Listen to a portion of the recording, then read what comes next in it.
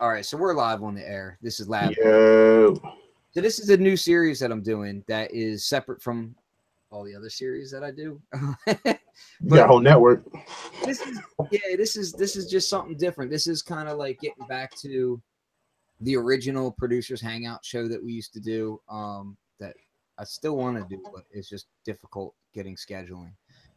But it's just kind of focused on, you know, smaller groups of people talking about topics that are interesting to us. Right? Yeah. So I got D Steele here. Yo, what up? Video. And MSX audio is kind of a big deal. No, yeah, we all right. we're just humans that clap on 2 and 4. That's right. So we're good. That's all we need, you know, because So anyway, I'm on the 3 and the 18. I like to keep it really out of the box. Polyrhythms. So, man. People are just looking at me like, oh, wait, is he clapping? No, he's not clapping with it. That's hilarious. It's like a weird cycle. You clap like an LFO, like a sample and hold. It's all sample and hold, because like some claps will be like quiet, some will just be real fast and short, and then I'll like run out the room. Oh, that's hilarious, yo. So yeah. So the as people are kind of filing in, I'll kind of explain what the new format of this is all about. So basically what we're going to be talking about today is we're going to talk about what makes gear great. And when I say that, I don't just mean like, oh, like I love all gear, because there's a lot of gear I want to like burn that I have to use, but I still want to just burn it. But there's a lot of gear that I really love, and there's a lot of awesome things about it. So it's kind of like talking about design and just what works for us, what works for us all, you know? Mm-hmm. So one of the first things that I wanted to bring up about what differentiates like good gear versus like great gear is simplicity. There's a lot of gear that in the newer age, like the more recent stuff, seems to be getting into this vibe of just throwing every knob that they possibly can on a panel, which for sound designers that can be cool, but for working musicians and for anybody trying to get anything done that isn't a scientist, it can be really aggravating.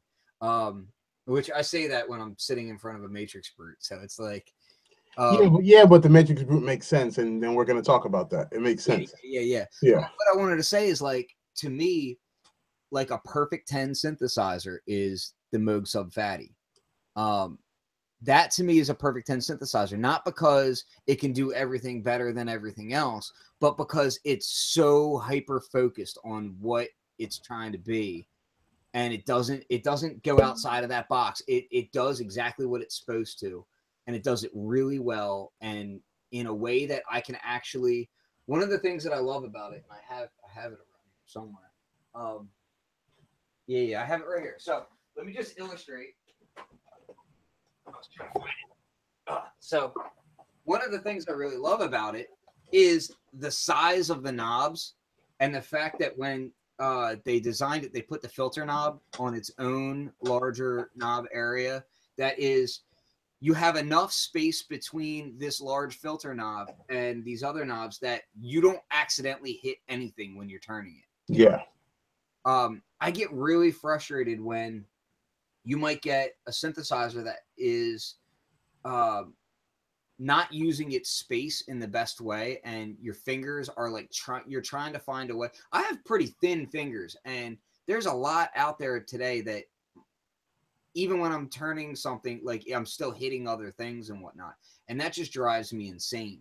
Boutiques. It's like a perfect 10, because no, it doesn't have a high pass filter. No, it doesn't do band pass. It's not a pad machine. It doesn't do this, doesn't do that. But for bass, it just does exactly what it's supposed to. It has just the right amount of knobs. It's got the amount of knobs that I don't have to do any menu diving, but it also doesn't have so many knobs on it that I feel like, hey, where was that function at? Like, I know exactly where the functions are. I can get to them super quick, you know? No, definitely. I like the sub fatty for that reason too. I feel like it's one of those things where every knob means something like specific on there, and it's not something that like there's no menu diving. It's just a straightforward like surface, like just to make whatever sound you want. Super dope. I'm popping out the chat here so that I can actually see it, because I couldn't see it where I was at before while we were getting set up. So I want to say hi to everybody in the live chat, and to Yeah, what up? encourage people to talk in here. And we got people talking about the VCV rack. And I did hear that it has a new update. So Yeah. What's really bad is that, so I've had that thing since the day it was released, and I still haven't opened it. Yeah, I like it. I made a couple of sequences on it, and I've made some samples with it. I'm just waiting for the day that they announce that there's some sort of AU VST kind of thing, because then I could just integrate it into my DAW instead of having to pipeline audio into the DAW from outside. So yeah, Right. it's great. Okay, hopefully my volume sounds a bit better now. I'm getting some comments that my volume's pretty low. So, and actually I could probably go up from there. That should be better. Yeah, that's good. Okay. Yeah. So my volume was down and I forgot about that. So thank you for telling me, because I've done live feeds where it was like a 2-hour live feed, and then in the last like 15 minutes somebody was like, "Oh, hey, your feed sounds terrible." And it's like, well, I've been asking all through the feed for somebody to give me feedback. So, but audio guys doing live shows, of course it's always bad audio. That seems to be the trait on any of these shows, and you can thank Google for that, because they make it so difficult to do any kind of monitoring. Well, actually, man, I saw this little device that recently just came out. It's that little Tascam podcasting studio. I don't know if you saw I it. haven't seen that. Bro, it takes the system audio, whatever's playing out of your computer, and pumps it into a channel, into the software mixer, and then you can basically stream audio from other places all in this one little device. Oh, I need to. I'll look at that when the It's show's crazy dope. I definitely need that. There's a few avenues that I've been looking at, and a lot of the avenues that I've been looking at are ridiculously overpriced for the task that I am applying them to, and a lot of times that applies to so like they're not even prosumer level devices. Yeah. A lot of them, and it's like, what is the deal with the market here? But I mean, there's a lot of YouTube blogging going on these days and whatnot, but it just seems like some of these companies, either A, they have terrible engineers or product designers, or B, they're just trying to take advantage of people. Yeah, pretty much. It's hard to say, but yeah. So what about as far as making what's making gear great when it comes to drum samplers, right? And I bring up drum samplers because we both do a lot of products for drum samplers, and we're also both we both emphatically use them and have fun with them. But what is it about a drum sampler that makes you say, "Hey, I'll use this one and I like it," versus, it's not a great design? So, okay, when we talk about design, do we also want to talk about the user interface as far as menu? Everything. Okay. The entire. Okay, so for me, when it comes to a drum machine or a sampler, what turns me off is the menu. If I have to, if like the navigation through things, if I want an LFO to do something, but I have to tab through countless menus just to get to an LFO, I'm done. Like I'm done. Like I don't. For me. I like stuff that has buttons per functions. Yeah, but on something like an MPC or MPC is a little different. So when we talk about like a serious workstation type sampler, and even older rack samplers, which yes, those things are. I don't think anybody makes any rack samplers anymore, really. They still work though. Like, No, yeah. But what I'm saying is that like for something like that, you can't really do button per function because yeah, you can't. You have to end up looking at one thing that I do like is and I know I rag on a lot of his products for other reasons, but he does make some good stuff. The Dave Smith Prophet 12. Yeah. So he takes the approach of doing sections on there. So you only have to press one button to get into that section, and then you can use soft knobs from there, which is not bad. You know, granted, I would have liked the Prophet 12 to have dedicated ADSR like envelope things, but that aside, programming it's not bad. The desktop module for it. For samplers, it's really strange because things have moved towards that software hybrid world where you have like Machine and MPC Studio and Renaissance and X and all that stuff. But one thing that I've noticed personally is that they've kind of have gotten away from the idea of you know, trying to edit on just a regular set of knobs or whatever. Like still have that functionality, but you can notice that even in Machine, like the latest updates to Machine and everything, it's almost like it's easier to edit on a mouse, which I still personally like, just because I'm old school with it. Like I still like to use the knobs, but so do I. Use with the touch screens and all that, it seems like things are really trying to go towards that way, which I really don't like too many controls on a touchscreen. Like I don't like not being able to feel a fader, you know? Like I've been looking into getting a new mixer for my studio, and one of the options would be to get like a large rack mixer, but then control it from a dedicated tablet. Like, and I say dedicated tablet because there's no way I'm going to have my synthesizer iPad and, you know, stuff that I have for that going on also be my mixer. That's not happening. Like I would have to leave it as that and it would stay on and all that. But I can't stand the idea of not being able to feel the faders. And somebody just said in the chat, touchscreen is so inaccurate. And that's my issue with touch surface stuff. Like it would be great if the fluidity of anything, knobs or faders on a touchscreen, were actually comparable to like physical faders and stuff, but we're still not there. You know, you can still feel all the lag and delay and all the latency, and that's why I'm always going to go to a piece of hardware in order to be like my daily driver. And I think that has a lot to do with a good piece of hardware. Like normally the things that are good and are classic still work, and they still work. Use anything like the fader port or any kind of like controller flying fader device, anything like that? No, I don't. The only things that I use like that is my MIDI fighter twister.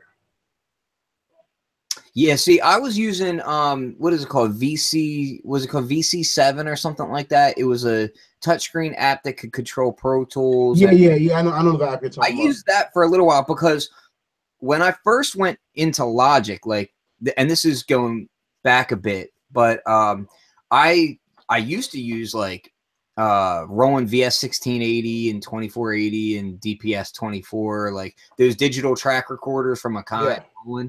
I used to love those things, and I still kind of want one back just because I like that whole vibe, you know, even though in truth, the audio quality wasn't great. And the editing was certainly not great, but there was something nice about how finite it was, but you had physical control over everything. Especially when you got to like the VS 2000 and above, where they had the flying faders on them. So when I switched over to Logic, I was using the M Audio Project Mix. Yeah, that was good. Yeah, the flying faders were great. The preamps were horrible. Yeah, it was horrible. That's why like dudes would send that to Black Lion to get modded. I had Black Lion Audio mod one of those, and I think it was the Digio 2. Yeah, the Digio 2, because they were basically the same thing. Yeah, they were the same one. They were the same thing. It was basically the same thing, except the project mix could actually do more, because you could use the project mix in Logic and all these other things. Yeah. There's the Digi, if I recall correctly. Yeah, it was only for Pro Tools. And I can't stand Pro Tools. Yeah, like, I'm not a Pro Tools. I used to be completely Pro Tools. Yeah, until I hate it with a passion.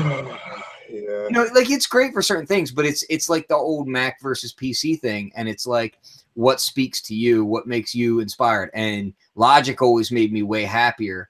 Pro Tools always made me really sad. And then the upgrade path of Logic as it progressed made me really sad too, because then it became like, oh, I have to buy this next version, because if I don't, these projects aren't working correct anymore. Yeah, so I got away from that, and I went Studio One. And that's what I did. I went Studio One and Ableton. Studio One. Reaper is another one that's really cool. Yeah, I just bought that 2 weeks ago. I've had Reaper for a while. My only issue with Reaper is just that it's one of those things where it's like, you have to be willing to invest a little time to set it up how you're gonna like it. And you can set it up how you're gonna like it. That's the thing, is like, you can, if you're from Pro Tools, you can make it work kind of like Pro Tools. If you're from Logic, you can make it work kind of like Logic, which is cool. But you got to spend that initial setup time to get it there. I'll tell you what my gripe with Reaper is. Just from owning it for a couple of weeks, I've owned it for like 2.5 weeks. The plugins are ugly. Yeah, and that's one of those things where it's like, what makes something great? Well, it has to inspire you, and if something's ugly, it's probably not going to inspire you. Yeah, man, because I was like, I love what it does. Like this, like, remember I called you. I was like, Ken, what the heck is going on? Reaper has spectral editing on every channel. Like, I can edit. Like, this is crazy. But then I open up like the spectral editor, and I'm like, yo, this is ugly. Which spectral editing is one of those things that you're expecting to be graphically wow. Yeah, it's supposed to be like beautiful, like, you know, isotope, you know, the way they do all this stuff. And I'm like, yo, this is ugly. Like, people are asking if Reaper is still free. Technically, technically yes, but the license like $60 to support it. Yeah, the license was $60. Like, support. Yeah, to support. But honestly, if you think about it, it's the best free DAW ever. And what I like about it is this. So I have, I'm gonna yank this thing out anyway, because I should have removed it earlier, but I didn't. So I use this. This is so sick to me. This is like ridiculous. This is another one of those great things. This is a 128 gig USB drive. I got one of them right here. I can literally stick 128 gigs up my nose. Like, that doesn't even make sense.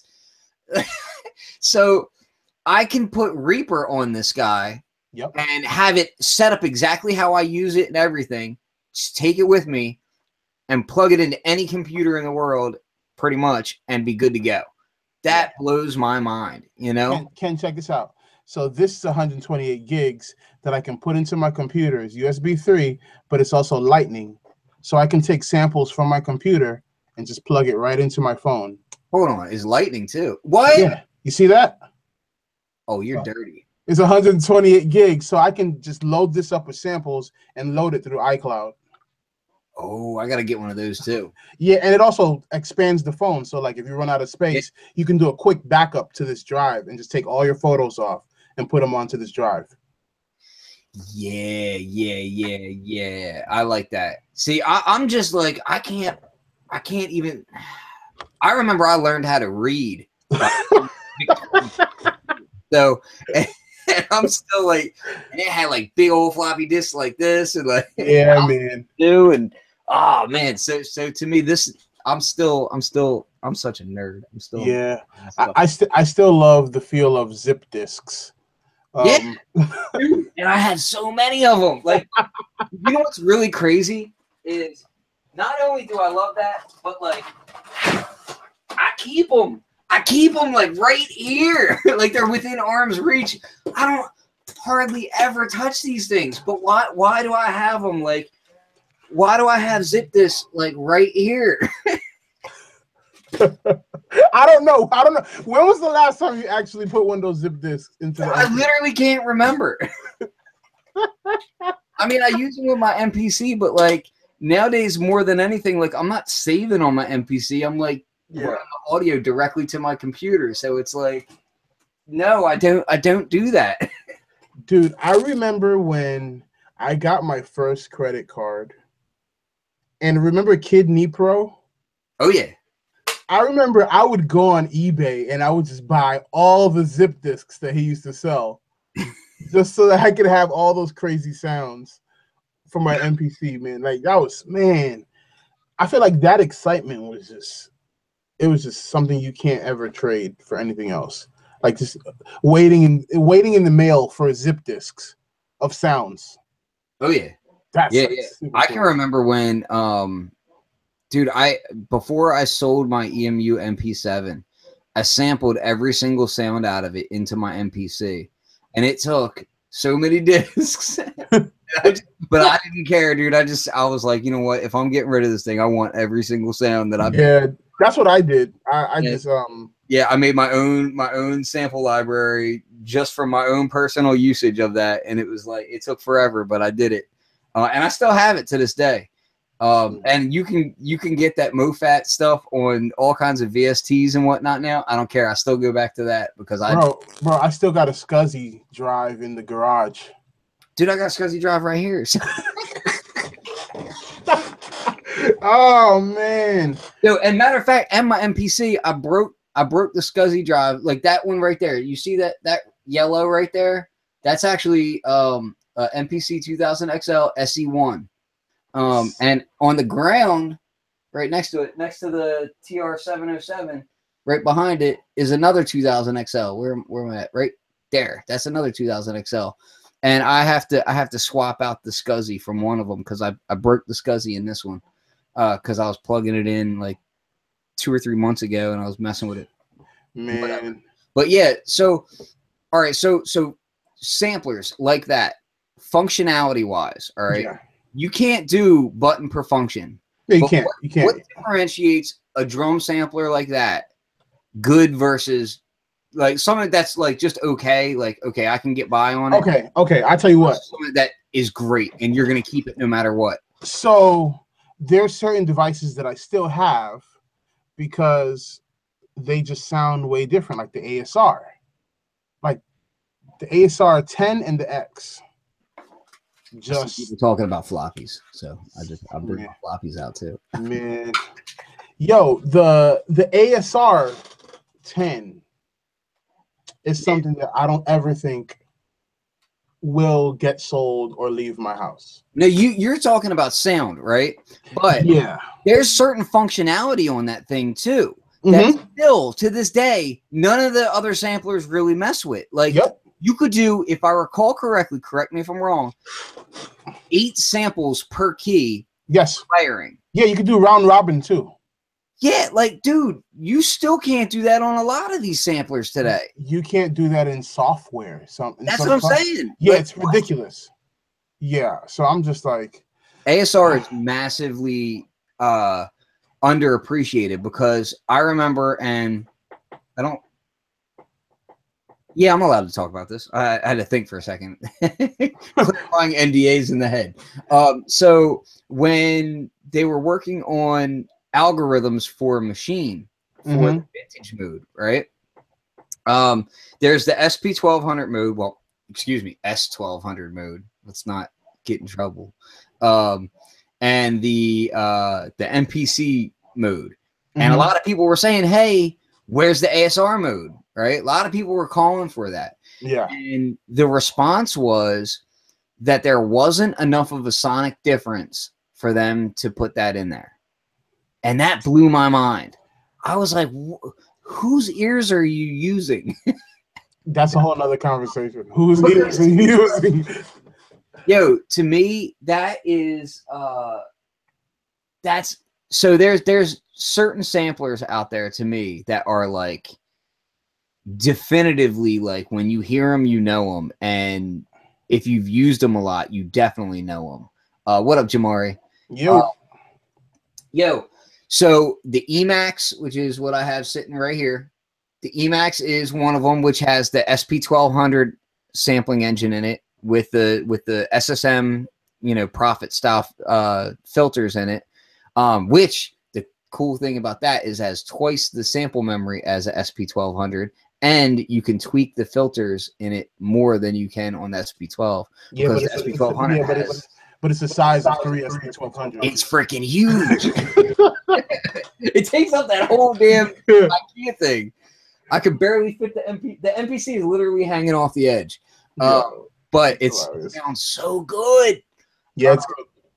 That the ASR10, the ASR-X has a really cool sound to it too. It is different than the ASR10. I don't care what anybody says. It is. It is different. But I like it. Like it's got this cool round sound about it. MPC 60 definitely is one of them. What was that Roland one? The old Roland one. You talking about the RS? Yeah. That thing has a cool crunchy sound to it. Yeah. Even all the SPs. Yeah, for sure. The SP404, SP303, SP202. 202, the 808. Remember the 808, the big one? The pink one, the EOX, the EX pink. I wasn't a fan of that one too much.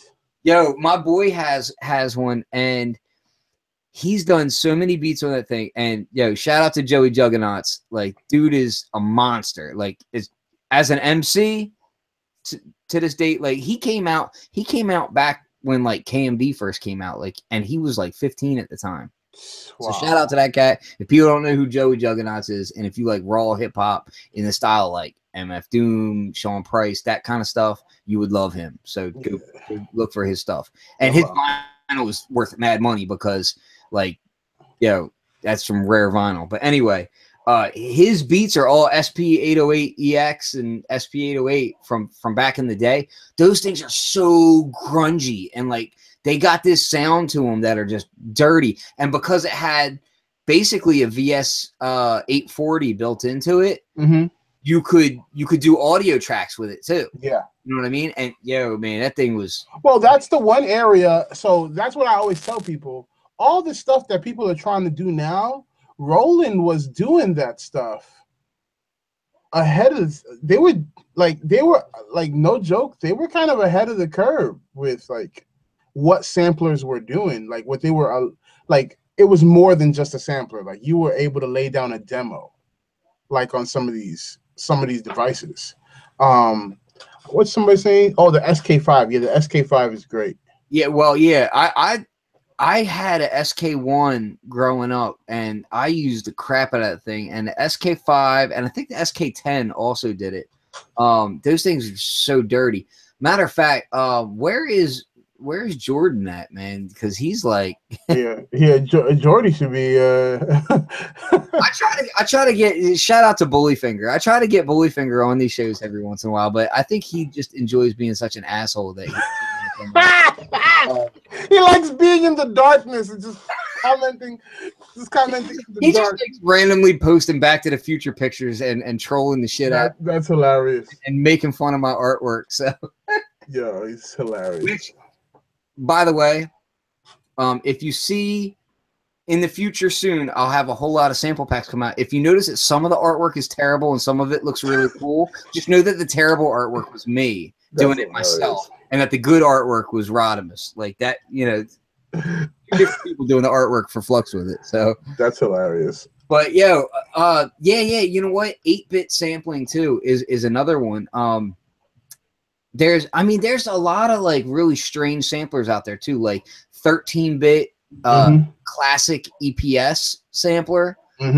That's a real unique sound right there. But tying it back into being great gear is certain pieces of those gear is really difficult to use, but the sound is so good it makes it great and makes it last. You know what I mean? Yeah, I feel you. And some of the stuff, it's like when people get too caught up in trying to make things sound too perfect, it takes away from, character of it, Yeah, well, I think there's certain devices that, like, there were certain samplers that I thought even though they were more modern, they still had a sound. Like when we think of samplers like the MV-8000, that was a very clean sounding machine. Yeah, yeah. It was a very clean sounding machine, but it had a. It was still punchy too. It had, it was some low end to it that, you know, I personally didn't feel like the MPCs of the time were recreating the same low end. They had low end, but then they also had a lot of innovative technology that a lot of other people didn't have. Like, for instance, all the Cosm effects built into the MV-8000. Cosm, bass, the bass synth, time stretching. Yeah, like it had this thing called patch phrasing that was really cool. That basically you could throw a whole piece of audio in there and just put the tempo, and it would sync up with your whole entire. You could tempo sync it like a DJ. Yo, and you could do JPEG DJing. Remember that? Oh, dude, I totally forgot about that. Yeah, and his name used to rock that. Michael Trance. He rocked that, dude. Yo, that was so. I remember when I first saw that, I'm like, wait, I can throw photos in there and just DJ. Whoa, that is so crazy. They go for pennies on eBay now too. You can get those things for like maybe, well, I want to say like 500, something like that. Somewhere between 500 and 600, which is not bad at all. Not bad at all, man. Its main drawback is that it's a little on the slow side. Yeah, but so were you able to? I'm trying to think about with technology now. Are we able to put an SSD in it? The question is I think you can, but the question is how fast does it speed it up? Because some of the processes were slow. Yeah, like saving. Yeah. But the question is whether or not that gets sped. And really, let me just clarify for the audience here. The reason why he's like saying all this is because he has an MV-8000 that has been beaten into submission in a really dirty way. And he wants to refurbish it, and he's trying to talk himself up. I'm trying to talk myself up into. Wait, Joe just. I know where you're going. Wait. Joe just commented in the thread. Yes, you could put the SSD in. Okay. Now I want to know if Joe actually tried that, because Joe bought a MV-8000 maybe 2 years ago. Was it, Joe? Shout out to soundsandgear.com, humanbap.com, and machinetutorials.com, and every other .com that's on the internet. He's the king of .com in it. Yeah, yo, it's great. Joe, did you, man, answer us in the thread. Did you ever put the SSD in it? Oh, he didn't. He's like, nope. Oh man. Now, Joe, I know he had the MV, and he got it for the same reason that I was like, yo, I want to get it, because it was like, dude, they're so dope, and you can do this and that. And then I think he got rid of it because it was slow. Am I right, Joe? I think at the end of the day, it came down to the features are dope, but it's slow. And that's one of the things where the other thing was that it had the faders on it. Right? Oh, he said the MV-8000. Yeah, and that's dope, man, because it had the color screen, and it had the bass synth that you could share the patches of the bass synth. And didn't it come with stock 8-outs? I think it was fully expanded, yeah.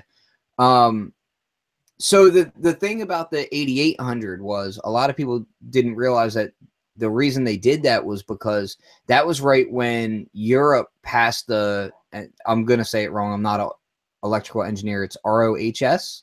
Mm-hmm. Basically they decided you can't have lead in your solder anymore, right? Okay.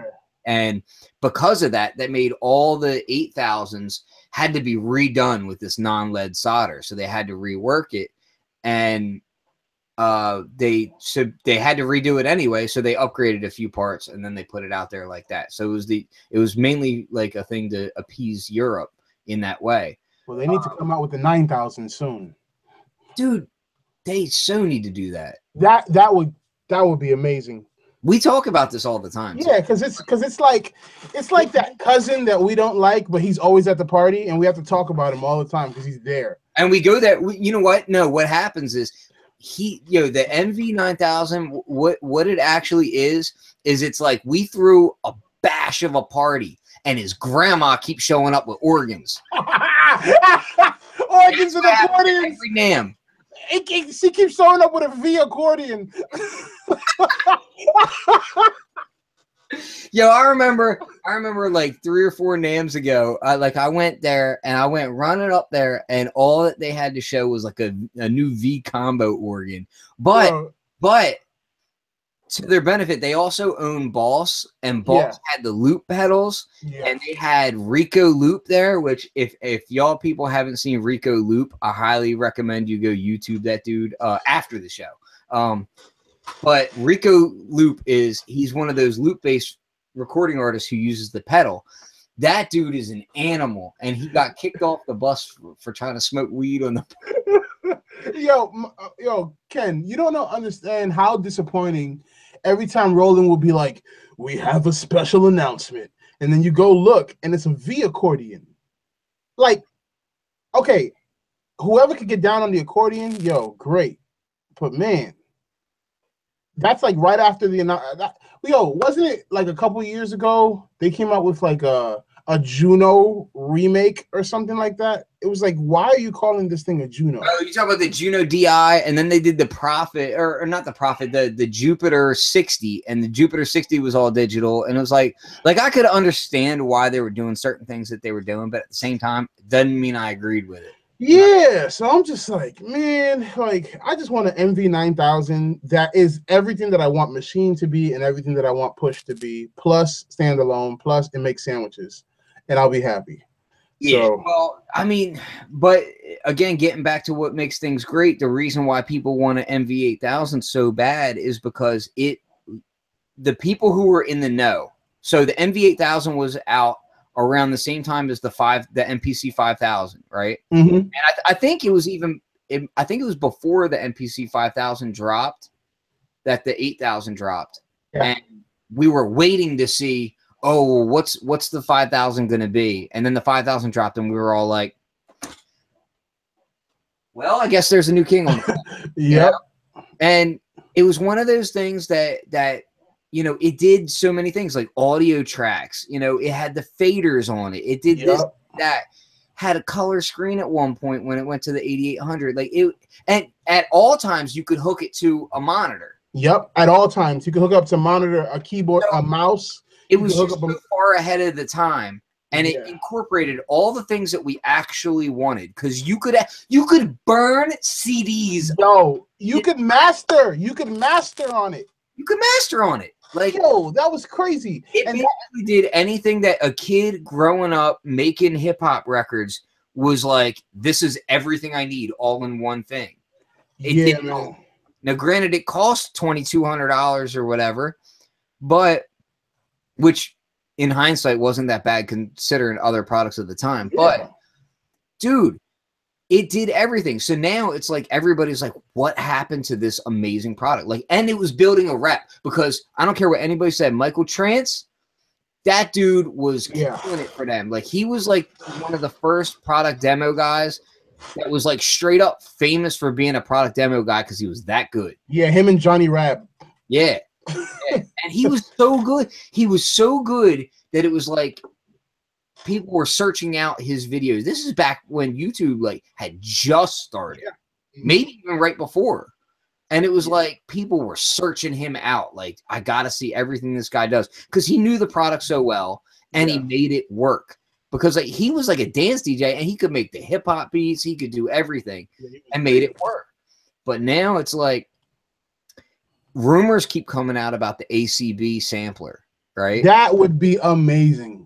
Which, you know, ACB/DCB sampler, you know, using the System 1 and all that kind of technology where they're using FPGA chips to emulate all these old samplers and put those engines into something new. Like, there was a rumor, what was it, a year or two ago? Yeah. That was floating around heavy, like saying, oh, this is real, you know. And they came out with that 303, and we were like, let me get out of here with that. Well, no, it was after that. It was oh, you're talking about the 404 that came out? Yeah. They came out with that 404, the recolored 404. The 404 with lipstick on. Yeah. So like, dude, that whole idea though, like if they really did, and that's actually something that I still don't understand, is why is the System 1 only Roland products that are modeled in it?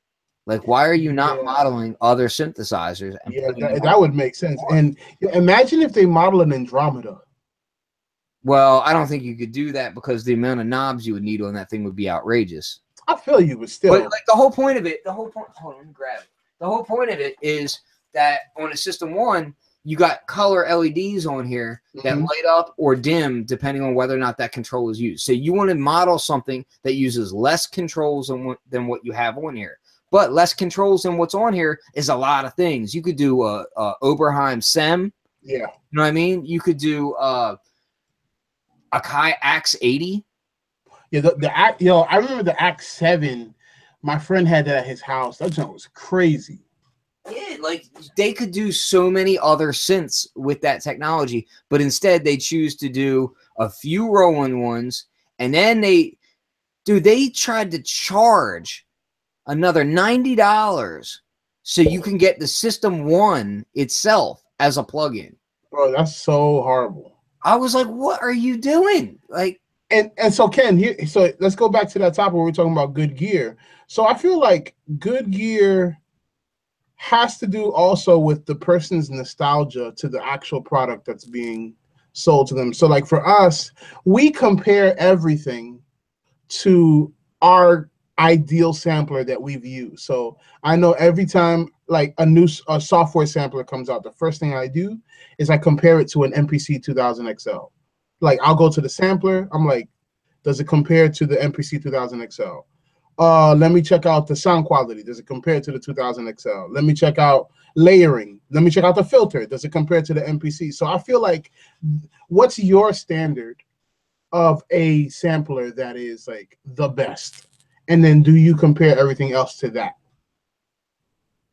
Because I guess our nostalgia is how we consider what a good piece of gear is. Well, yeah, but see, that's one of the things where I'm always like, I'm hyper aware of walking in other people's shoes at all times. Like that's how I was brought up. I was always brought up to like look at how other people see things. And definitely. When you do that, you'll get a better understanding of humanity, and you'll be a better person in the long run, right? Yep.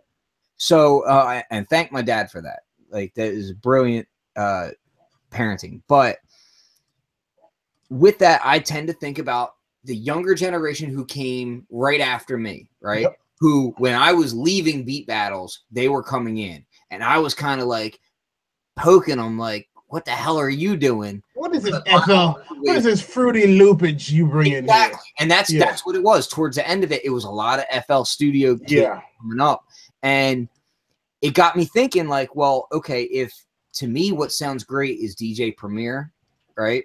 To them, what sounds great is Ninth Wonder, and I like Ninth Wonder same as everybody else. But they're just this is like early Ninth Wonder. Yeah, they're just generational differences. Yeah, yeah. I feel you. So like, and it went further and further. Lex Luger and all that. You know what I mean? Like it went down that road, and it's like, so is Citrus a classic synth to kids now? Yes. Is that sound something that later on they're gonna want, you know what I mean, in maybe a more hands-on package, but that exact sound of Citrus from, you know, FL Studio like 3.5 or whatever it was, you know what I mean? It's like, is that going to be something that people like, you know, another? Yes. You know why? You know why I can tell you this? Because I look at the products that companies are selling now. Let's just say companies like Korg. Let's look at Korg Gadget. They're selling the M1 version of a gadget. Yeah, right? Exactly. The M1. Pretty soon, I'm sure they're gonna put out the O1W. Well, what I'm wondering is, when do they release the Triton Classic? That was. Let's be real, because dude, that was like all the kids that grew up listening to Swizz Beats, which that's Triton Classic. Exactly, that's all Triton Classic. All the kids that grew up listening to Clips and early Pharrell, you know, dude, that was all Triton. Yeah. And it wasn't even a little bit Triton. It was like, no, it was all Triton. Yeah. You know, so to me, it's like, dude, they're just now hitting the M1. Do they even realize the power and money that they have nostalgia wise behind that. Mm-hmm. Behind, like, hey, guess what? We have all of the sounds of DMX's, like, we have every classic DMX rapper to go platinum. Yeah, twice in 1 year, right? They have all those sounds right there, all from this one keyboard. I just want to say real quick, just to clarify, Dame Grease, I was a bigger fan of. Really? Oh, dude, Dame Grease's beats were way better on those albums. I'm sorry. Swizz, you seem like a nice guy, but your beats were clean and Triton. And I hated Triton. Don't get me started on Swizz beats. I'm going to lose any sponsorship. Like, Korg is going to watch this and just be like, yo, you know what it is, though? But here's the thing. Even though, so let's talk about the sequencer in the Korg Triton, though. It was dope. You know what? I used the Triton sequencer like maybe 3 times. I had it plugged into my MPC. The MPC sequencer. Yeah, so you were sequencing it off of your MP. It's God level, omnipotent. No, I feel you. Everything else at that time. But think about the dudes like Rodney Jerkins doing beats on Tritons and Trinities and shout out to Rodney too, because I had a long conversation with that dude and I had no clue who he was until he walked away and somebody was like, yeah, so you were talking to Rodney Jerkins? And I was like, I was? What? Yeah, the ultimate keyboard beat. To me, when I think keyboard beats, I think of Brandy and I think of like, yeah. And I'm like, but think about the kind of sequencing and all that offbeat, unquantized stuff he was doing for like Brandy on a keyboard sequencer, bro. All that neo soul stuff, man, was birthed from that. And I tell you what, the thing about like the whole gadget scene and the rebirth of doing these things, because Arturia is doing them, because they're porting their VSTs over, or at least they were. I don't know if they're still doing it. I hope that they still do it. I hope they still do, yeah. There's some good stuff. No, like that stuff to me is like, dude, if they put out what was the other one, the Z71 from Korg, and they had the was it not Prophet, they had a keyboard, it was like a modeling keyboard, it had a weird pitch wheel on it. I know you talking about the wait, it was white, white, the Prophecy, right? Korg Prophecy. Yeah. Like they need to put that kind of weird stuff that was like, like it wasn't panned, but it didn't resonate in the same way that something like a Mini Moog does today. You know what I mean? Yeah, but then they had beasts that they had for a while and then they just disappeared. Like, remember the Oasis? Oh man, and you know what? You can get an Oasis now on eBay for like a steal. And that blows my mind because they were like, what, 12 grand when they came out? Yeah, I remember seeing a Herbie Hancock video playing the Oasis. And I was like, man, I want me one of those. I went on Google and looked up the price. That joint said 11,000. I was like, what? Nah, I'm good. Yeah. And the thing about that was, and this is what makes gear horrible as opposed to great, is, and listen, Korg's not the only one, because Roland, you're deep. Oh yeah, you're deeply at fault at this too.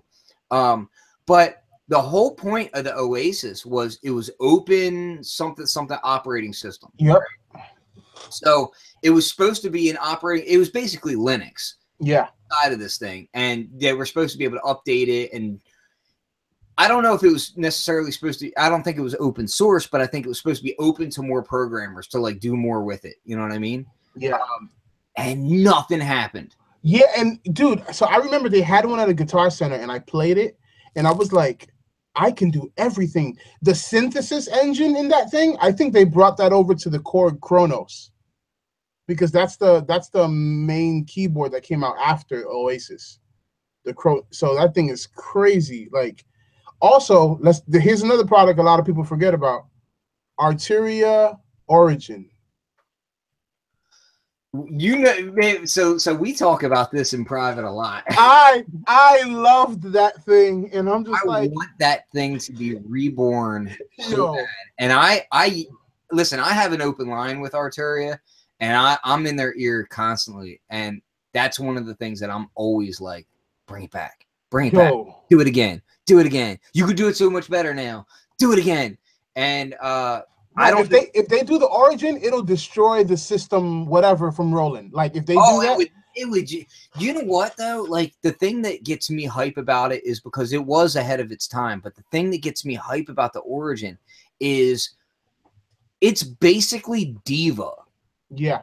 Yes. But like, you know, done in hardware a while ago. And I'm like, man, Diva is like, I love Diva. Diva is great.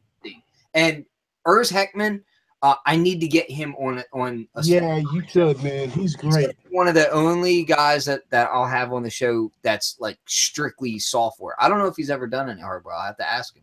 They did a controller that was that Diva controller, remember? It doesn't count, but okay.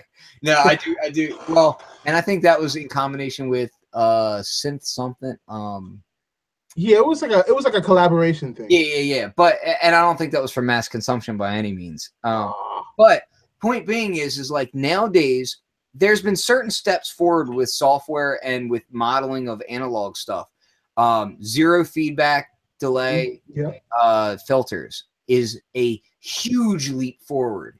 And I think Diva and Monarch were the first two VSTs to have that.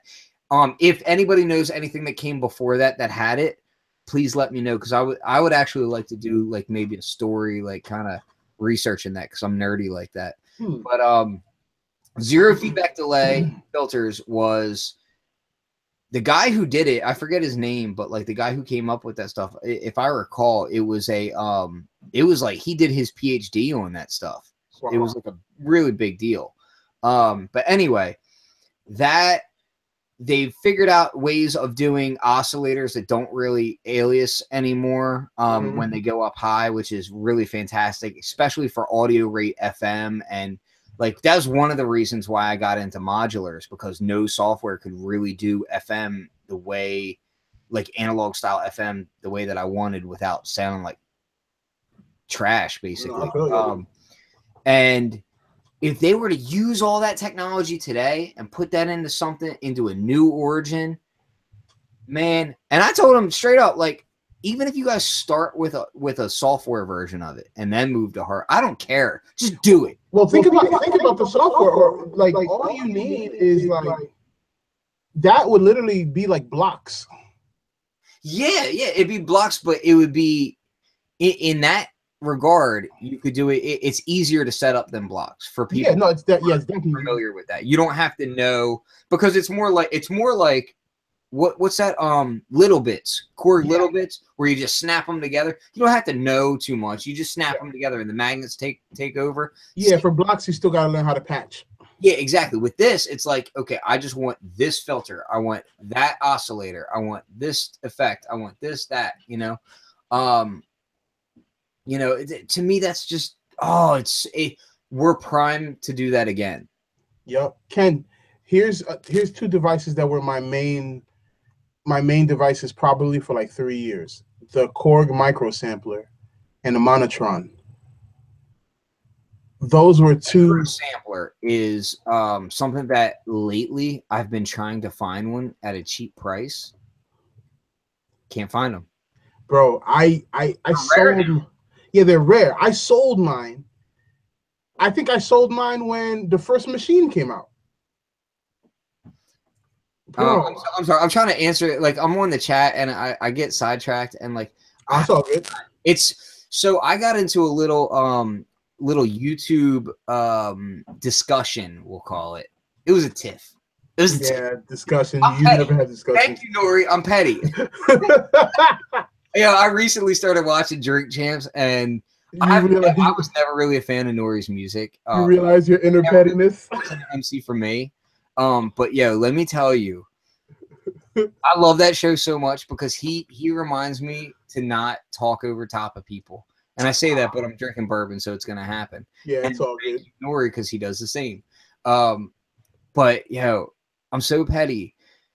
But I see this, and so I was in this YouTube discussion, and this guy was commenting on Synth Pro's videos for the Behringer Model D.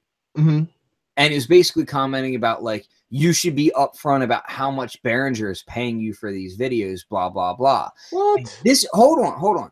this is something that I feel like people need to understand, because the world has changed from what it used to be. I feel like, as somebody who does YouTube videos, I am a person who's primed to talk about this kind of thing, because I do a lot of like matrix brute videos, machine videos, and I'm associated with those companies. But here's the thing.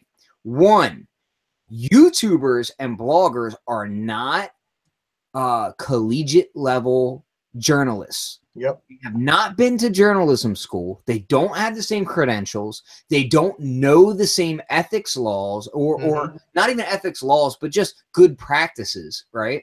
So you have to give a little bit of leeway on that level. And then going deeper than that, not everything is a damn conspiracy. Yeah. So, and when I say that, I also say that to be very clear that a lot of things are a conspiracy. So you have to kind of get to know it. Your best practice these days is to get to know the person from the channel or the blog that you're dealing with. And the reason why I say that is because if you get to know me, you'll know, one, I don't shill for people. I don't.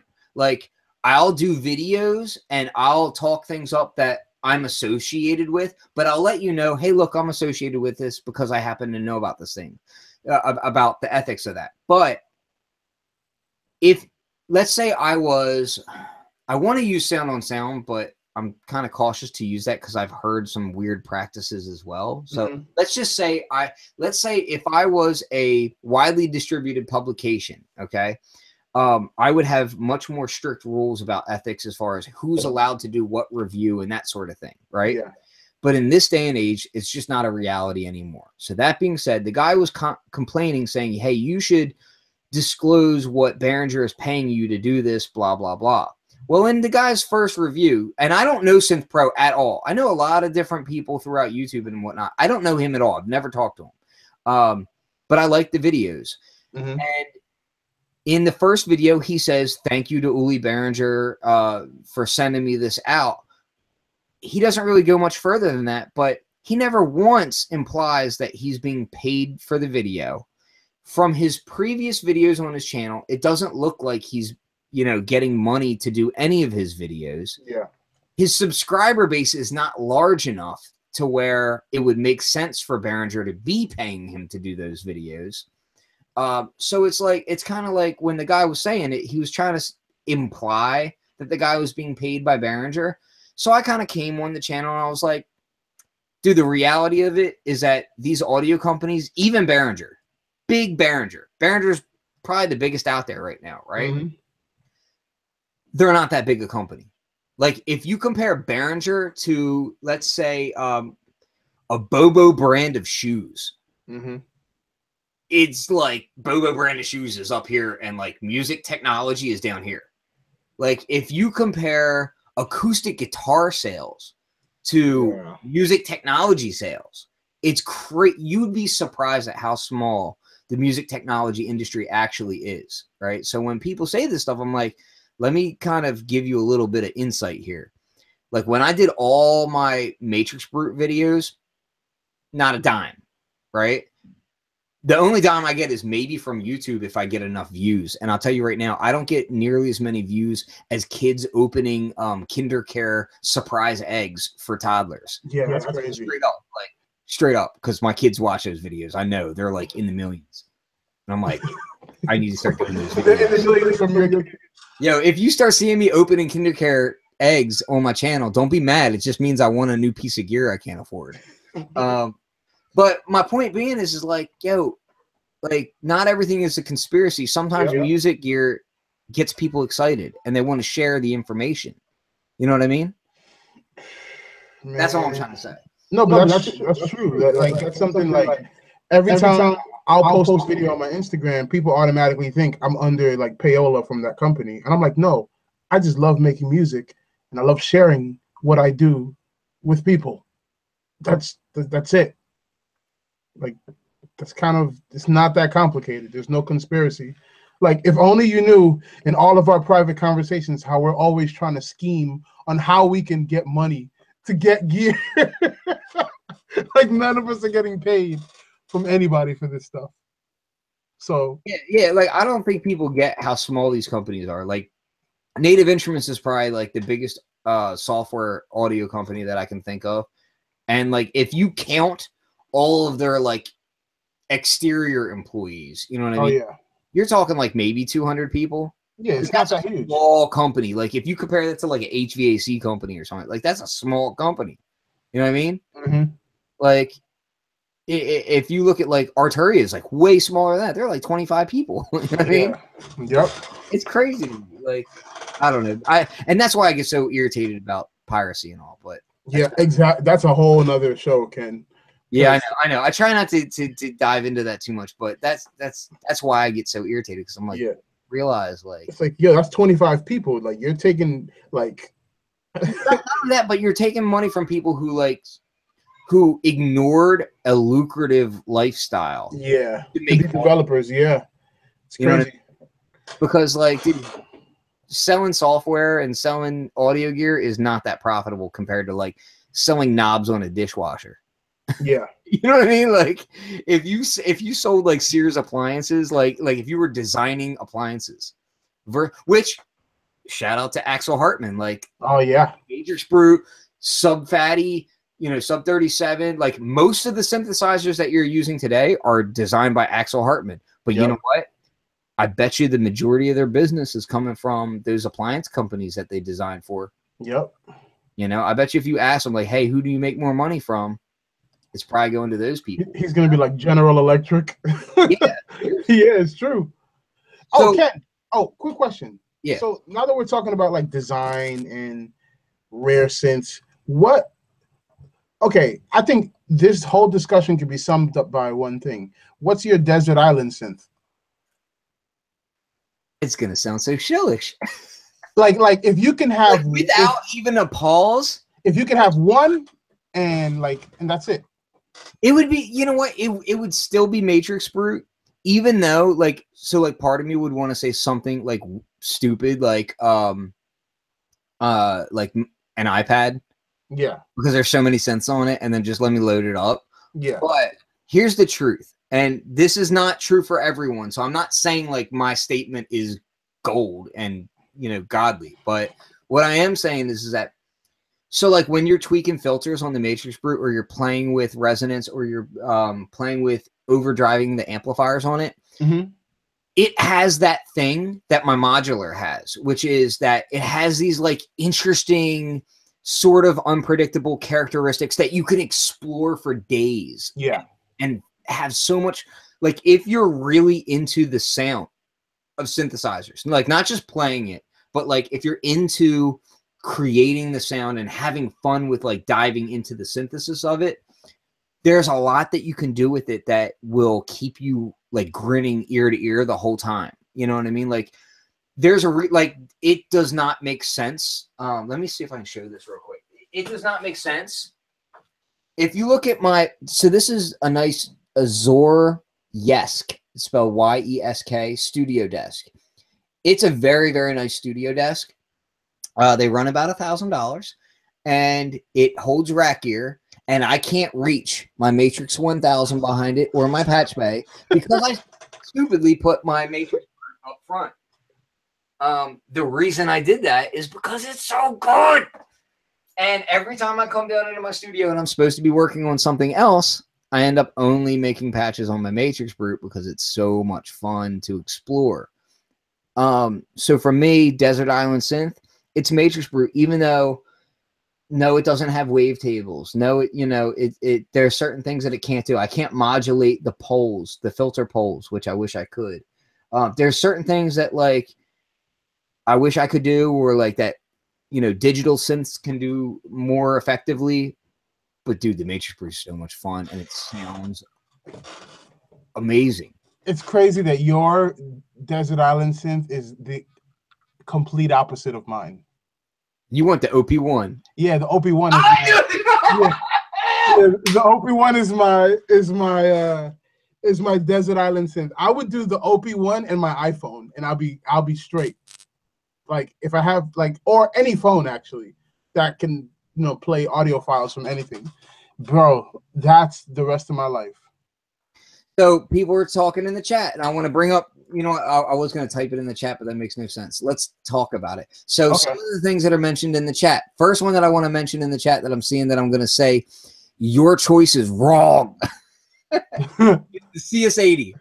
Ooh. CS80 is a terrible choice, and I'm going to tell you why. Maintenance on that mug is crazy. 5 of them to have one of them work. Yeah, yo, the maintenance on that is crazy. No, maintenance, dude. On it, plus how much sand you would get in it. No, it would, because of the fans that are spinning back of it. Yeah. Like, oh, and we're gonna assume that there is like a really nice solar electric grid. Yeah, because the power supply for that is kind of hefty. We're assuming that, okay. Yeah. But yeah, but without that, yes, the OP1 because it has battery. Yo, yeah. So the reason why I like the OP1 is because it has a crazy dope bass synth, has FM synthesis, has additive synthesis, it has a sampler, has a microphone built into it. He's asking OB1, no, OP as in Paul 1 by Teenage Engineering. Yeah, the OP1. It's the thing that looks like a damn toy, but it does stuff that oh god, I want one and I can't. Yeah, it's my favorite everyday synth. It goes everywhere with me. Now, can I ask you, how disappointed were you when they announced the OPZ instead of anything else? Instead of anything else? Okay, so I had a chance to play with the OPZ. Okay, with the video and all that. Yeah, with the whole experience. Nerd. Go on. And man, I want one so bad because. Man. It's like they took because you're hold on. I'm gonna tell you how it is. You're gonna tell me why I want one?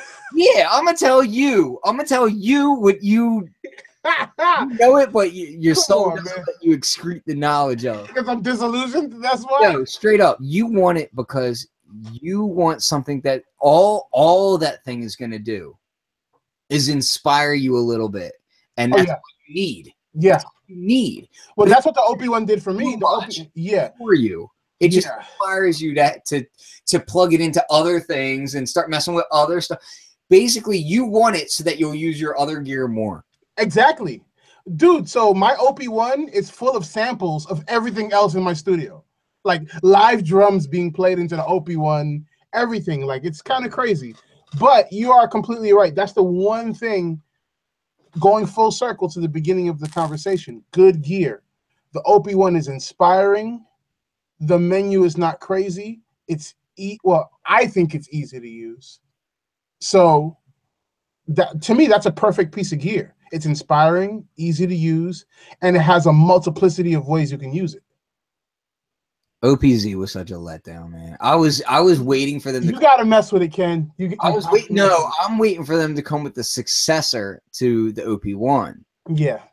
With like, so what I want from a successor from an OP1, because I haven't bought the OP1. I've used it, and I don't know if they watch this at all. I've literally danced with them, like physically. I've danced with them, and I've recorded them dancing silly, but I never put it out because I'm nice to them. But and the Teenage Engineering guys are brilliant. I love those guys. I love their personalities. I love everything about them. Like, I think the way they approach music gear, I love it. But I really want an OP1 it doesn't have to be a lot bigger, but just bigger enough to where we have a little bit more hands-on control of things. I feel you. You know what I mean? The screen, I think, is fantastic. I don't even think they have to mess with that. I think that could stay as is. But I would like maybe like an extra 4 knobs. Something the size of a Digitech. That would be amazing. And even that would be large for what they need to do. But I one day I do hope to see them come out with a flagship full-on synthesizer. Yeah, that would be amazing. Because I know they could do it. With that kind of form factor, like, who knows? Like, they would do something weird, like you stick your feet inside a gel and it controls. I don't know. And you know what? Everybody would be like, that sounds crazy. And then 3 years later, everybody's got their feet in that gel. Next thing you know, Jordan Rudess puts out a video doing right. putting his beard in the keys. He has like a jelly-filled beard. Yo, man. No, I did not do. Heathcliff says I did the electric slide. No, if you know me, I did the Humpty dance, and that is all. Do the Humpty dance. Listen. The Humpty dance is your chance. Oh my gosh, Ken.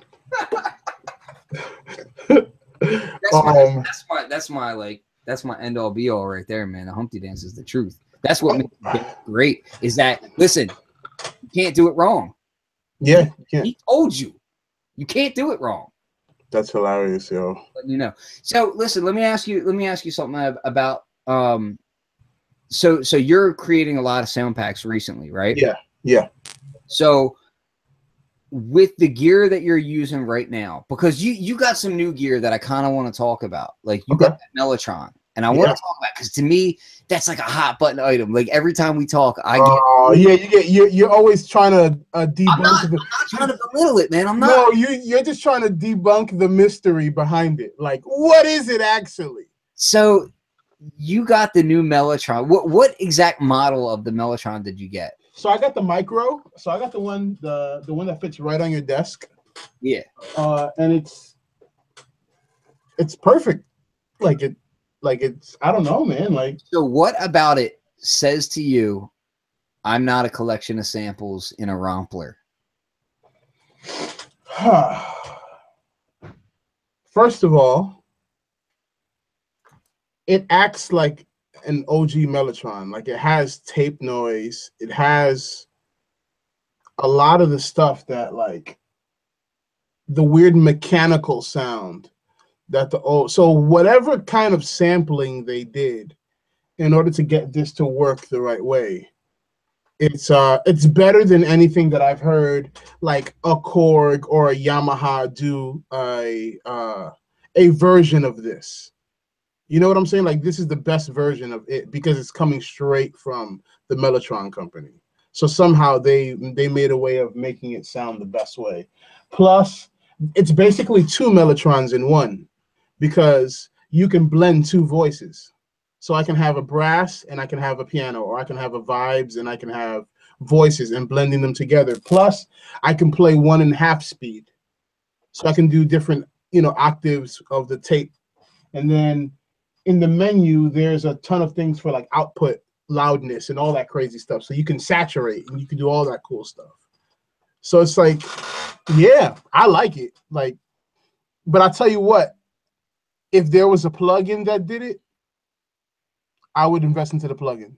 And I actually A/B the plugin. Would it have to be from them? Because you say if there was a plugin that did it, but what GeForce has it. Well, I just recently, they did their Mellotron. Yeah, I just recently bought. It's got all that stuff. Yeah, I recently just bought the rack extensions they put out.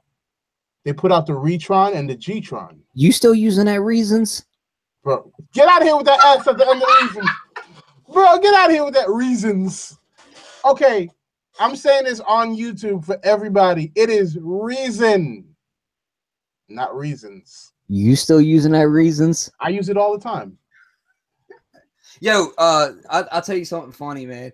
I was out in LA and it was a Native Instruments event, and I can say this now because it's like way later, so who cares, right? And I'm nobody. So anyway, I'm chilling, and this is before what's that group called? Where it was Jeremy Ellis and it was Jeremy Ellis, Jamie Lydell, Shifty. Man, what was the name of that group? I don't know, but it was like a super group. And Tim Exile. And Tim Exile, yeah. Yeah. So this was the first performance of that group before they even had a name for the group. Right? Yeah. So it was the very first performance of that. And I'm sitting there and I'm chilling with Jeremy Ellis, who is a great guy, by the way. And I'm a finger drummer and he's a finger drummer. So we're kind of like talking about different things. And so I was talking to him, and I had talked to another. I'm not going to mention her name because I don't want to put anything on blast that maybe shouldn't be. But this person had mentioned to me that this person had done classes teaching Reason along with Ellis before, right? So I know that he's a power user of Reason. right? Yeah. And I was like, you know, there's a lot of things that Reason can do that machine can't do. So I kind of was like, hey, you know, let me see your setup. And I had noticed that his pads were all glowing orange, right? And if your pads were all glowing orange at that point, that meant that you were in controller mode, not in actual machine mode, which means two things. One, in controller mode, it doesn't have quite the same sensitivity. That's a little known fact. It does not operate quite the same. And two, meant that it wasn't using Native Instruments software more than likely, unless he was using battery or something, you know? So I was curious, and I was talking to him. For a lot of those videos where you see him going nuts on the pads, it was Reason. He was using Reason controlled from the pads of machine. And I thought that was a really interesting fact. Which, you know, later on, you know, to clarify later on, as machine got better and better, like I'm pretty sure he does use machine with it now. It's on machine software now, because I've seen him since then, and he's using machine. But throughout that whole time, when that was all blowing up, yeah, it was Reason on that bad boy. Wow. Which is cool, because like I don't think Reason gets a lot of credit these days. Like it doesn't. Like it's kind of slept on now, and I think that's why they opened it up to VSTs, because I think they realized like, hey, that crowd's been dying off for a while. Yeah, I think they got. Maybe I'm wrong. Maybe I'm wrong. I'm not wrong. I think they got a new owner. Oh, really? Yeah, I remember there being an article about Propellerhead having a new owner. So so that's something that maybe swayed the decision, you know? Hold on. Yeah, who does make the Mellotron Mini thing? It's Mellotron, isn't it? Yeah. Is that the name of the company? Yeah. Yeah, it's Mellotron. Yeah. And it's built really nice, right? Yeah, it's solid. It's beautiful. What's the key bed feel like? I felt it at NAMM, but that's not the same as like sitting in your studio getting to examine it. Yeah, it's different. It's the key bed on this one. This is the micro, so this doesn't have the weighted keys. This has synth action keys on it. Yeah. So, and most of the time it's back here, so I'm playing it with my controller up here. So I have it midied up. So you just slide back there to change patches, and that's it. Yeah. Do you do any program changes from your controller, or? Yeah, I do with Reason. So Reason has this device called the MIDI instrument that on it you can do program changes to whatever synth you're using. So I don't even have to touch the synth. I can just, like, you know, change patches and then tweak filters right from the MIDI instrument in Reason, because you can assign CCs to whatever the knobs are on the instrument. So it's really convenient. Yeah, I want to say shout out to Kosh Kai. He actually was it you that I was talking to? I think it was when I said, hey, there's somebody else in there that's scoping things. And oh yeah. So shout out to Kosh, because he's a like-minded individual. So nice. Yeah. So I'm real happy to see him commenting. Awesome. But yeah, man, like that thing, I like aesthetically, I like how it looks. And to me, that's the difference between good gear and great gear, is when things are pleasing and inspire you in ways that you can kind of look at something and be like, oh my God, like I got to touch that. I got to use that. I got to do something with that. And it's so for the longest time, I was using VSTs really heavy. I was still using some hardware, but I was using VSTs really heavy. And the thing that I've ended up with is that VSTs can do really interesting things, but the interesting isn't the same interesting as hardware things, that it's like it's a finite thing. Yeah. It's like you can explore all the avenues to this game that it has, right? You can find all the little hidden rooms and all that kind of stuff to this game that it has. And then once you've completed that task, and that's cool, right? Yeah. With VSTs, there's constant updates, changes, things like that. So it's like the bar is always moving on you. And in a way, that's less appealing to me. Like I can understand that. Cool. It can be cool, like for like machine or something where it's like literally progressing where you end up at. Yeah. Because, like goddamn, why does machine not have time stretch per sample, like per pad? Like, why is that not there yet? But when that comes, that's going to be an amazing thing, right? And it better freaking come. Yeah. But anyway, so for something like that, that's one thing. But for a synthesizer, it's a little bit different. Like, okay, I was exploring this version of the filter, but now they updated the code, and now it's this filter. It's a different type of exploration. I got you. You know what I mean? So, like, on a Mellotron, that hardware, to me, like, you can explore that in the same way. You can find all the quirks and be satisfied in knowing that you know that synthesizer like the back of your hand, so that when it comes time to use it, you can use it that well. But if you've been updating things in the background and then it comes time to use that software that you've been updating in the background, not paying attention to, you don't know that as well as that finite piece of hardware that you've been doing. Hold on 1 second. I'm going to show everybody the micro because they're like, bring it out, dude. They're like, oh, I only see the mini. And I'm like, no, the mini is, hold on. This is the micro. So there's a desktop module without keys, but this is the one that has keys. Yeah, this is the micro. Now, is there any difference between that and the one that doesn't have keys aside from the fact that there's keys there? No. Functionality-wise? This one doesn't have, well, this one has, instead of having a smart media card, this has a little SD card for update. I'd much rather SD. Yeah, so this has a little SD card for update. Hold it higher because you're oh, the lower thread is blocking it. You see this? Look at that. Now, hold on, let me click on your name so that it's showing for everybody. Okay. So around how much does this run? $990. So this is a G. Oh, yeah. That's not cheap. No, and this light here, you can, it has like some sort of haptic feedback that you can tap on it, and the RGB lights change whatever color. Yeah. So the M that's here, you can tap on it and it changes colors. So the whole lighting inside changes based on what about that screen on top? That has the little blue screen on top, right? Oh, so these are two high quality LED screens. Do they change color too? No, they don't, but that doesn't really work with, so it's not, they don't really have to change color because they're showing photos. Just the M that changes, or is there any? Yeah, it's just the M, but also you see the lighting under the keys here. That is such a strange thing. Yeah, I know, but it looks good when you see it in person. No, but I'm saying that's one of those things. It's like it's a weird thing that can inspire you, but it's exactly really interesting, odd quirk. Yeah, and it's really cool, man. So that's kind of the thing. Is there a specific patch so far that you feel like is your favorite on that? Oh yeah, I can tell you right off the bat. The vibraphones. What? The vibraphones. Oh, I hate you. Whew. So let me just, I'll let the people know. So I've been working on a lot of new sample packs, and you kind of, I guess you can't see it from this angle too much, but if you've been watching B-Boy Tech Report and the other shows that I'm on, you probably know I've been renovating a house, and I'll be building a new studio and all that kind of stuff. So my life has been really hectic lately, which is also why I haven't been doing quite as many videos. It's sound design or videos.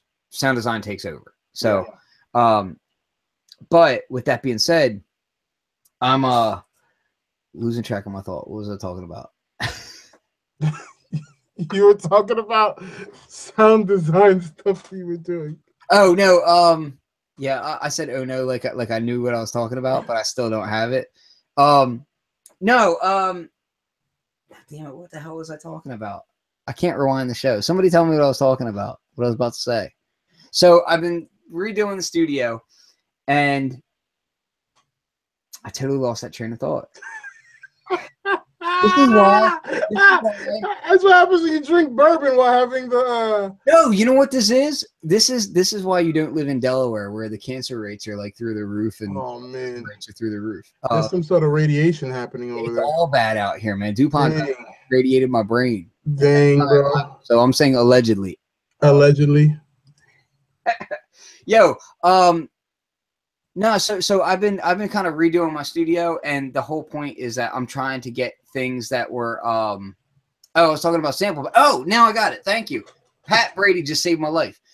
So one of the things that I've been doing is, as I'm getting ready for the move, is I'm getting new gear that's going to be used for all new sample packs, but I'm those sample packs in the new studio, right? Like I've recently bought some new electric pianos besides the Rhodes. I got a bunch of new synth stuff that I'm not going to use until then. But one of the main things I'm really looking to get, a large form vibraphone and marimba. Oh yeah, man. I want a big ass wooden marimba. And yo, but Ken, those are expensive though, bro. they are. Oh. Getting one. Well, it's like this. You could have an OP1 or you could have a marimba. And I'm like, I really want both. So I sell stuff so I can make money. You know what you gotta do, Ken? Go to a school that's maybe closed down. Yeah, I've been thinking about that for a long time, and I keep telling myself that that's the obvious solution. Yeah. Never do it.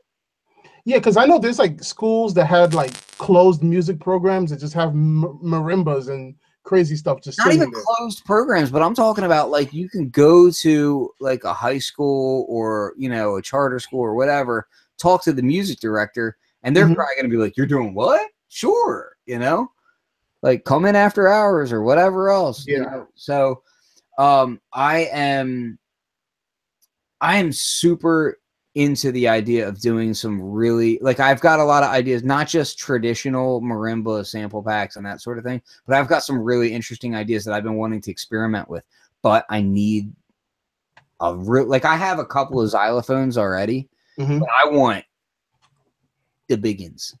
Yeah, because just thinking about some of the things that you can do with the marimba is just insane, especially with like contact mics and then running it through crazy things. Yeah, well, when I first started making beats and I first started getting into sample digging, one of the first guys that got me like one of the first records that made me understand what sample digging and record digging was really about was Lionel Hampton. Oh yeah. So when I found Lionel Hampton, like, dude, like I had not been introduced to Lionel Hampton through any other means aside from record digging. Yeah. It was an epiphany. It was like, oh my God, this is so good. Yeah, it's amazing. So good. And and then after that you hear Roy Ayers. And then after that, Muhammad. Yeah, man. And well, I mean, you're a drummer, so you know all those drummers, but like for me, it was like I came from like a punk rock background and stuff. So for me, it was like I found my own way. Like it wasn't people giving knowledge to me. It was me finding my own way into that stuff. So like when I found like Lionel Hampton and Idris Muhammad and Idris Muhammad's one of my favorite. It broke. Millie Jackson. No, I see Milt Jackson, but I'm going to say Millie Jackson. When I found Millie Jackson, great stuff. It made me look at Jerry Springer in a whole new light. For real. Like if you know her records, like oh my God, like that's hilarious. Records where she's just talking trash on men and like that's hilarious. I'm such a Millie Jackson fan. Like. I think more because of the drama than the music. Dude, the drama is so good. Like she's girlfriend. Let me tell you, man, he ain't worth nothing. Like that's crazy, man. Yeah, and that stuff was not in my household growing up. So like for me to find that, it was next level. But the Lionel Hampton records being some of the first records that I found record digging that were like infinitely usable in sample based production. Yeah. We want to use that kind of knowledge to make my own new sample using that stuff, but it requires me to have the goods to do it. No, I feel you. I'm pretty good on synthesizers. Because you man, your whole basement is a synthesizer. Question, because I got to jump off soon, but out of things that that are publicly available that are going to come out soon, things that are already public. What's a synth that you're thinking to yourself, man, I'm really excited about that? Something that's already been published. First and foremost, Quantum. Yes. Quantum. I was gonna say it's not publicly available yet, but it's been announced and everything. Yeah. Quantum without a doubt. And for people that don't know, I'm talking about Waldorf Quantum. Oh, my little boy is yelling for me, so I'll be going soon too.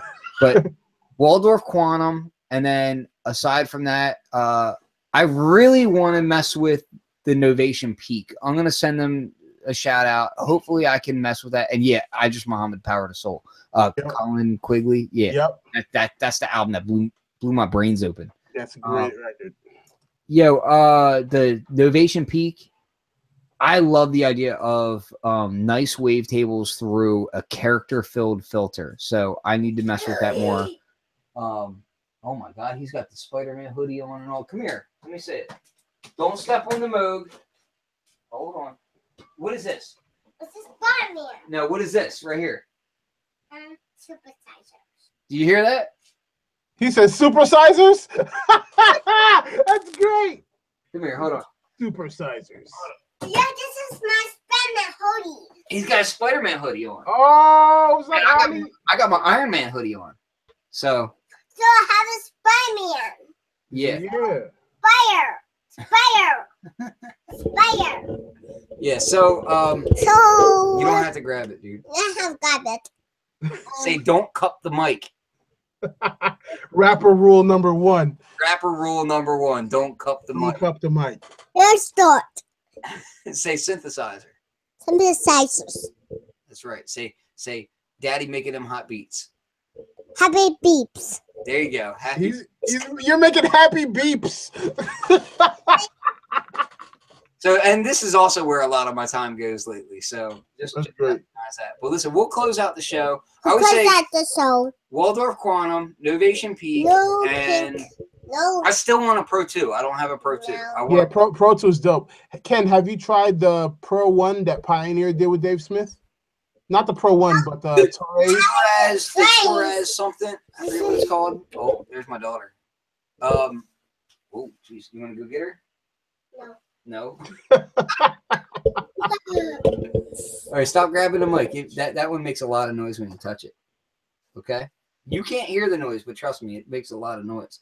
And then all the people in here, they start writing really nasty comments on YouTube. Trust me, the YouTube comments are horrible. No. You're all evil, just so you know. So. Oh man. Well, Ken. Yes. This is great, man. I'm really excited. I'm really excited for this Quantum. I actually just queued up a video where I'm gonna listen to the demo again because I just want to and just want to lust over it. Waldorf Quantum, and there's some other stuff that's coming out that's not announced yet that is pretty cool. Like, Yeah. People are excited about. Did you see the Tasty Bites granular synthesizer? That thing I'm highly skeptical about, but I really want to try it. It's basically the Mangle in a box.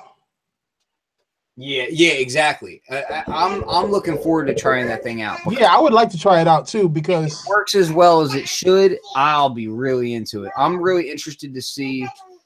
And there's video out there. I just haven't watched it yet, but I'm interested to see how well it incorporates audio input to sample things and that kind of thing. Or if you just have to load things in, I don't know. Yeah, it'll be super dope. Hold on, I'm posting a link in the chat because people are asking about the Quantum. Like, what is that? So yeah, Quantum is a wavetable synthesizer from Waldorf, and I did a show on Producers Hangout talking with Stefan Stenzel, who is the CTO of Waldorf. This was on the Producers Hangout show. Mm-hmm. So, which is not on this YouTube channel. If you go over to, literally, it's called The Producers Hangout. It's a different YouTube channel. You'll see the interview that we did with him. Well, after that interview off the air, we had talked for a while about, hey, you should really do a new flagship wavetable synthesizer with analog filters. And he was way into it. And he was like, yeah, I really want to do it. Well, I think this is finally it. And I think that interview was like 2 years ago. And this joint is what, 8,000? No, it's like 3. Oh, okay. What was the synth that we saw that was 8,000? We were just like, oh no, that's the Schmidt. The Schmidt. Schmidt $8,000. Yeah, Schmidt is $8,000 and the modal is 5. Yeah, the modal's 5. Now, I've interviewed them as well, and while great people, and I like the Craft one that they did that's only like 99. The modal, when I got my hands on it, there's certain aspects about it that didn't do it for me the way that I really expected it to. Gotcha. I didn't like how the knobs felt quite as much as I had hoped. And so certain controls are coarse when it should be fine. Like the filter, the DAC for the filter, I think was a little coarser than I wanted. Like I wanted smoother cutoff, you know, when interpolating CV and that sort of thing. Okay. And is this with the Eurorack module or the actual keyboard? This is the actual keyboard. Okay, because I know they have the filters as Eurorack modules. Yeah, and I haven't messed with those. I need to. That's actually something that I kind of forgot about. I need to see if I can get a hold of those and check them out. Yeah, because those are pretty fresh from what I've seen. The next videos that I'll be doing is actually on the Vermona VCOs. I've shot a lot of stuff for it, but I haven't compiled it all into one video yet, just because on the outside, it looks like such a basic VCO, but when you actually use it, there's a lot to it, and it's really interesting. And I just want to do it justice. So I've been kind of taking my time with it, which I hope they don't mind. And again, in all disclosure, like, you know, they sent that stuff to me. They sent me that, and they sent me their quadrupole ring modulator / mixer. And I'm doing, but again, I only do videos on stuff that I like. I learned that from soundsandgear.com. Like, yeah, I don't review gear that I don't like. So if you see it on my channel, it's not because I'm getting paid for it. It's because I like it. So well, Ken, I got to jump off because I got to cook dinner, man. Yep. I'm hopping off of here too. So thanks for joining me. Thanks to everybody in the chat room. Yeah. So I want to say shout out to Kosh Takai, you know, Pat Brady, Colin Quigley. I don't know how to pronounce this. Is that Thane? That's Ty Nimel. I don't know how to say that. I'm pretty sure that's a chemical name for some sort of like metal that's used in some foreign country. I don't know. I know Matt Saletti was in here before too. Matt Saletti was in here. Yisrael. Yeah. So Mike, Hydro Pneumatic. So St. Joe was in here. So yeah, so I just want to say shout out to everybody in the chat, and thank you for checking it out. Check out MSX Audio. They've got a bunch of brilliant sound packs, and fluxwithit.com, shop.fluxwithit.com, all that good stuff too. Yep. Peace.